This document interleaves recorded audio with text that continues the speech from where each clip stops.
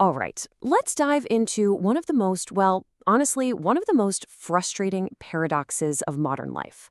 It's a story that so many of us have seen, maybe even lived, and it all starts with a very simple but deeply confusing observation.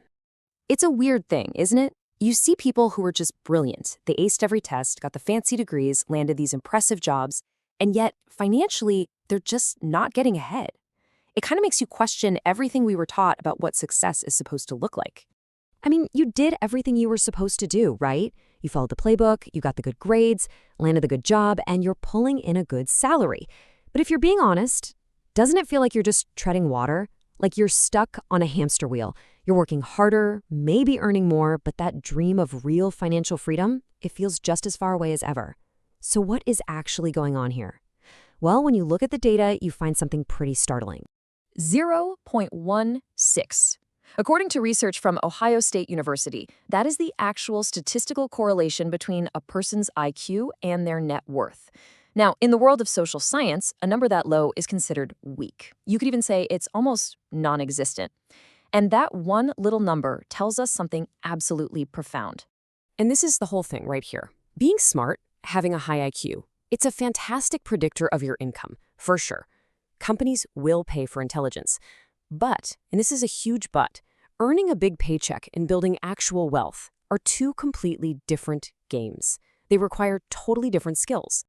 So if being smart isn't the problem, then what is? Well, the evidence suggests it's the very training that made you smart in the first place. See, our school system is designed to train us to be excellent employees, not wealth builders. And that creates a very specific kind of mindset. Just look at this comparison. The smart mindset, the one we all learned in school, is all about finding the single right answer and, most importantly, avoiding mistakes at all costs. You get an A for being right. But the real world, especially when it comes to money and business, doesn't work that way. There is no single right answer.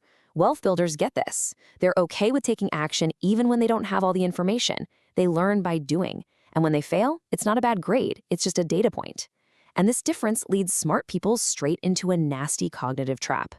It's called analysis paralysis, and it's that classic case where your own intelligence becomes your worst enemy.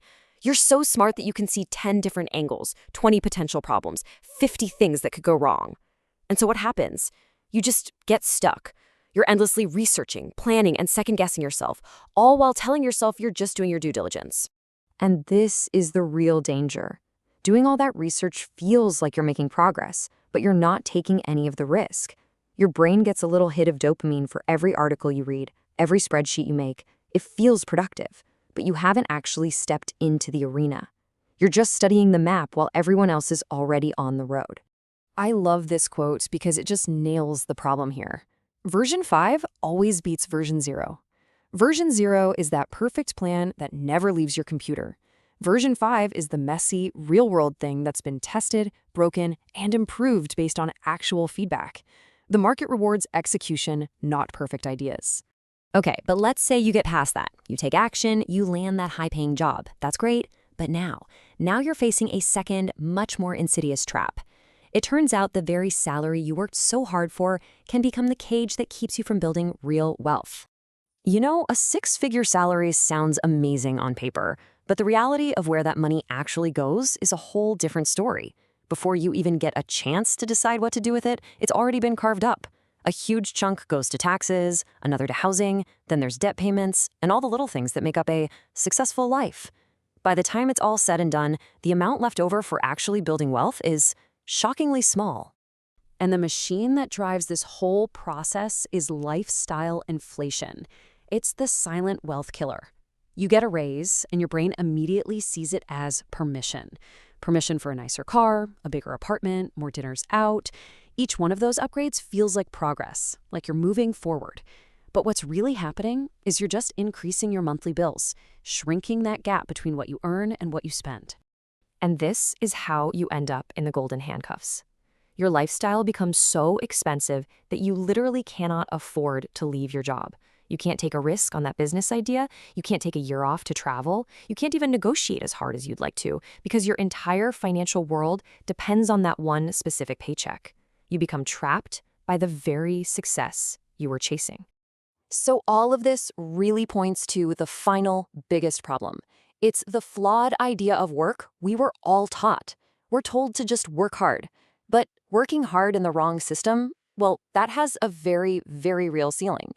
This is such a powerful way to think about it. A salary is a conveyor belt. It brings you money, yes, but only as long as you are on it, running.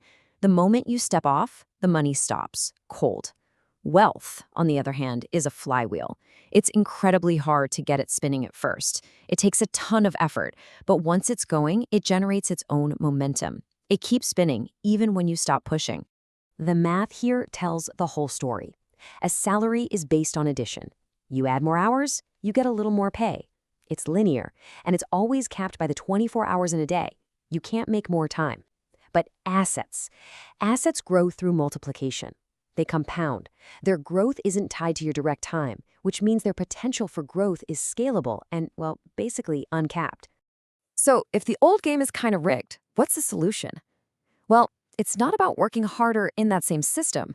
It's about recognizing that you're playing the wrong game and learning the rules to a new one. And the master concept of this new game is one word: leverage. It's the skill of getting more out than you put in. It's how you build that flywheel. Instead of just renting out your time for money, you start using force multipliers that work for you. The thinker Naval Ravikant breaks this down into 4 types. You have the traditional ones: labor, which is people working for you, and capital, which is your money working for you. But the most powerful forms of leverage today are what he calls permissionless. That's code and media. Anyone with a computer can write software or create content that then works for them 24/7, with basically zero cost to replicate it. So how do you actually apply this? It really comes down to a 3-step shift in your mindset. First, you have to reframe risk. Stop trying to avoid all risk and start learning how to manage calculated risks. Second, develop a bias for action. Start before you feel 100% ready, because action is what creates clarity, not more thinking. And third, your primary goal has to shift. Focus on building and owning assets, not just earning a salary. This is the key takeaway. A high salary is not the goal. A high salary is an incredibly powerful tool, but its purpose isn't just to fund your lifestyle. Its primary purpose is to be converted into assets, into pieces of that flywheel. At the end of the day, being smart isn't why people stay broke. It's how they use that intelligence. You can use it to meticulously plan your way into a comfortable, secure cage. Or you can use that same intelligence to understand the systems at play, take calculated risks, and build an engine for real freedom.